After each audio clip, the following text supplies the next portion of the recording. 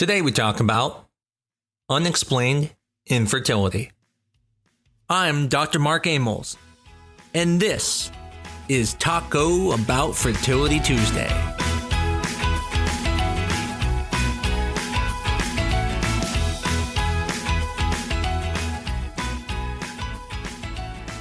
Maybe you've been trying for a year, maybe longer, but now you decide to go to the fertility doctor and get evaluated.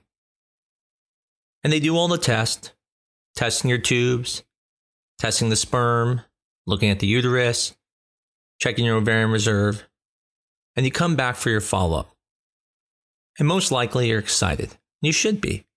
And here it is, you've come to the doctor without getting pregnant for quite a period of time, and now you're going to get some answers. But then unfortunately, the doctor gives you the diagnosis of unexplained infertility.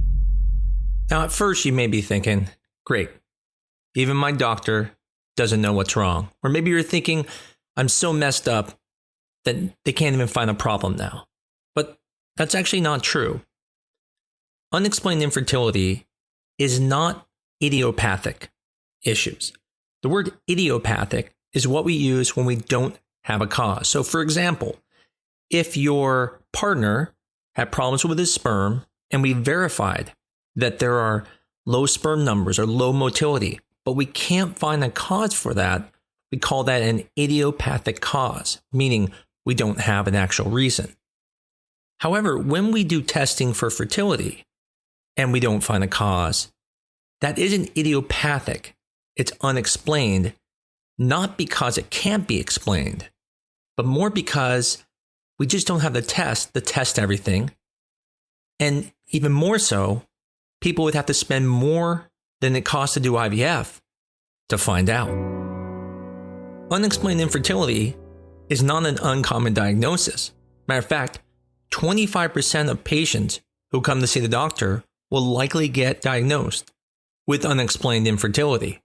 The exact definition of unexplained infertility is when we look at things like ovulating factors, ovarian quality, fallopian tubes, looking at the uterus, looking at the sperm, looking at the hormones. If everything comes back normal, then at that point we don't have a reason to explain the infertility. But like I said, it doesn't mean there can't be other causes. For example, there are things like endometriosis. Endometriosis is when the inside tissue, the endometrium, grows on the outside of the uterus, and that itself can cause infertility. There's also egg quality issues, where some people may have poor quality eggs, and there's almost no way to verify that with testing. There's also things like tubal factors, such as the tubes may not be working. There's also issues where the sperm may not be able to penetrate the egg. There could even be cervical issues. There could even be sperm issues. And so we're going to take the time to go into each one of these so we can talk about what unexplained infertility really is. And the good thing is there are options, and the options are very good. So let's start first with endometriosis. I think this is one of the things most women worry they have when they have unexplained infertility. Now, if you don't have severe painful periods or pain with intercourse, it's unlikely you have endometriosis, but you still could. Now, the only way to diagnose this is with a laparoscopy, where we put a camera in your belly. And most doctors aren't going to do that just to go looking for something, but it's something we think about. The second area I would think about is could there be a tubal dysfunction? Now, clearly, if you did a tubal test, it's going to show if your tubes are open or closed. But the tubes do more than just stay open or closed. They actually have function. The little fimbriae, the little fingers of the tube, pull the eggs to the tube. And so if those fingers are damaged, or for some reason are not working, then there's no way you're going to get pregnant without IVF. The next area we talked about is the sperm. Even though the sperm may look good, that doesn't mean the sperm's going to work well on game day. We see this all the time in any field where something looks like it should be good, But then when it comes to real world, it doesn't. I see this in sports all the time. There's a player who everyone thinks is going to be one of the best players in the world, and then they end up being a bust. Now, why is that? Because when we look at certain factors and we say they may be good, we're basing that off of associations between factors and then how real world will be. And the thing is, it's not perfect. If it was, there wouldn't be a person named Ryan Leaf or a person named Greg Oden, who are two big busts in the NFL and NBA respectively.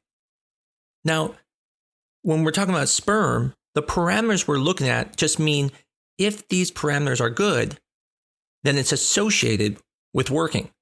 But that doesn't mean it's always going to work.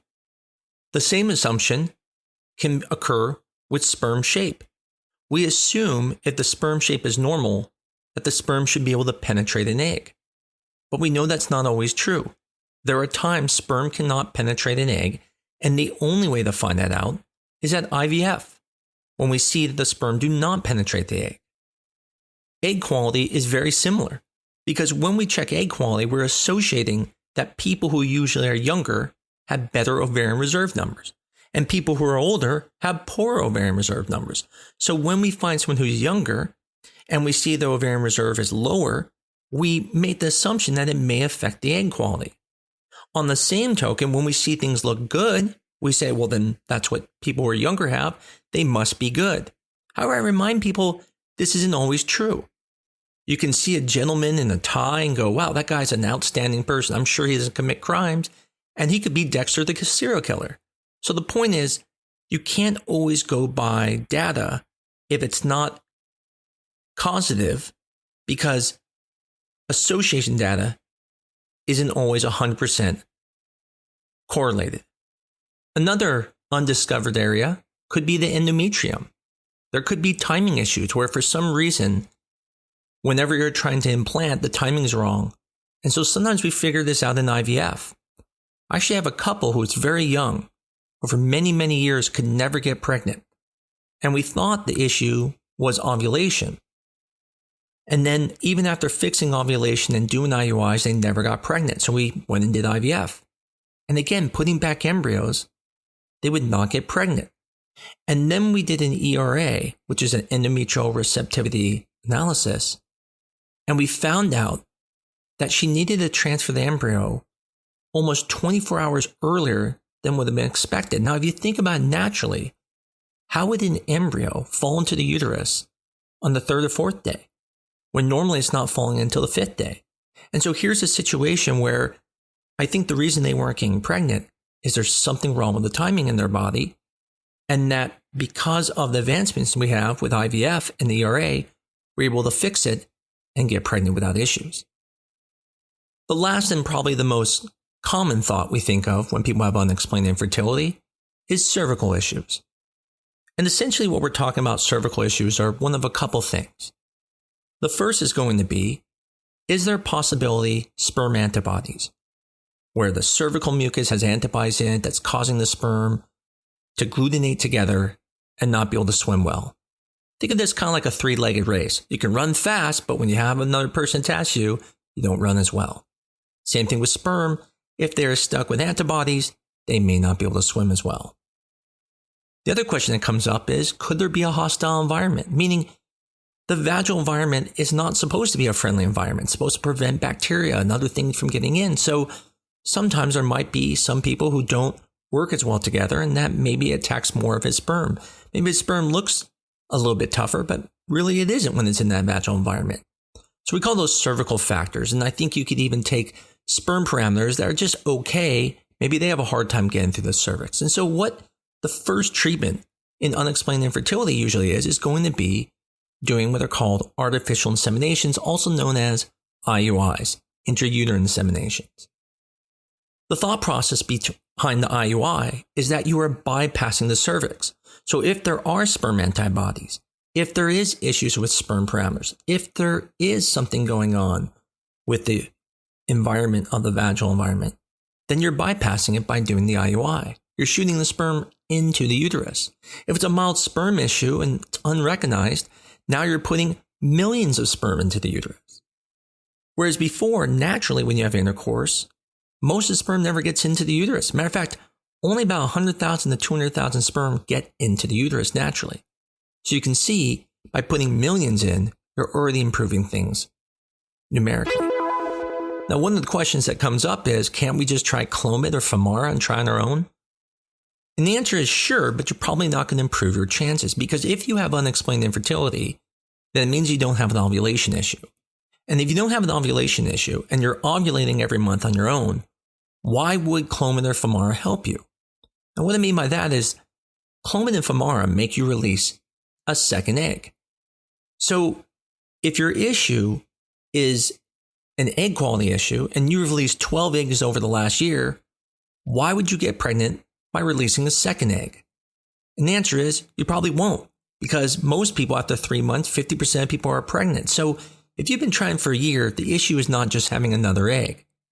Now, that being said, although I would not recommend ovulation induction with timed intercourse for unexplained infertility, we would still give something like Clomid or Femara, or even a stronger treatment when doing artificial inseminations.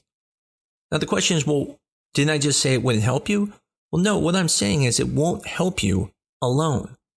But if you're doing the IUI, it would benefit us because we could make more eggs and improve your chances per cycle. And what I do is I tend to pick the protocol based off of the prognosis.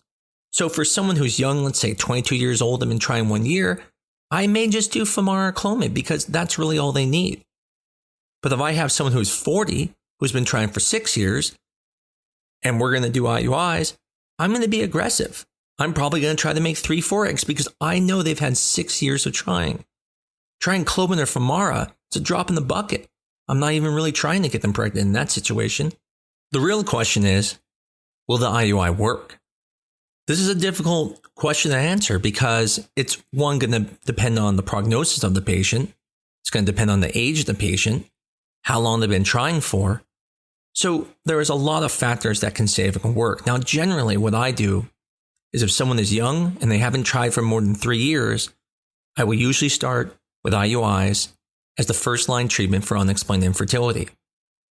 But it's important to understand that this can only fix the cervical issues and the mild sperm issues. If the issue is due to a tubal function issue, if the issue is due to a sperm penetration issue, then this is probably not going to help. Now, yes, if there is endometriosis that's mild or an egg quality issue, making more eggs may help. But the point is, if it is those other two factors, where the tubes are not working functionally, or the sperm cannot penetrate the egg, no IUI is going to work in these situations. Now, traditionally, most people will do IUIs approximately 3 times. And if you're not pregnant by the 3rd time, they're going to recommend to either go into IVF or do more testing. So at that point, you're looking at things like endometriosis, doing a laparoscopy. But it's not unfair to ask the question, should you go straight to IVF? Now, I think this should depend on a lot of factors, but let's just talk about this from the time span of how long you've been trying.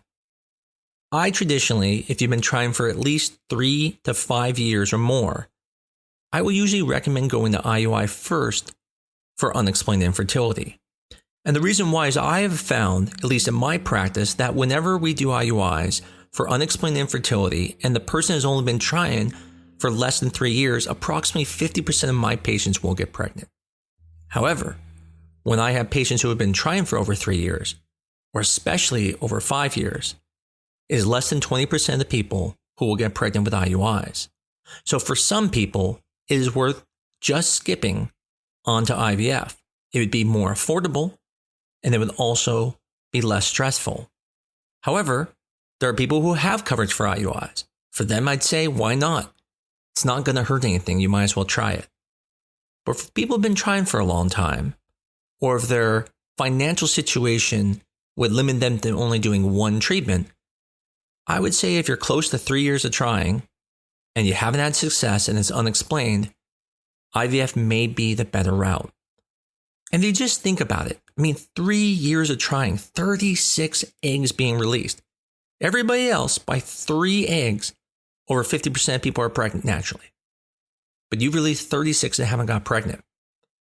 What magic is going to happen from putting sperm through the cervix?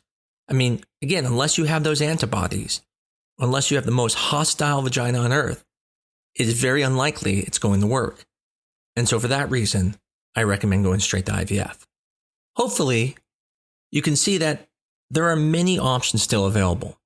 Matter of fact, most of my patients with unexplained infertility do get pregnant unless something severe comes back, which by definition wouldn't be unexplained infertility. At that point, we would say, oh, we figured out what's wrong.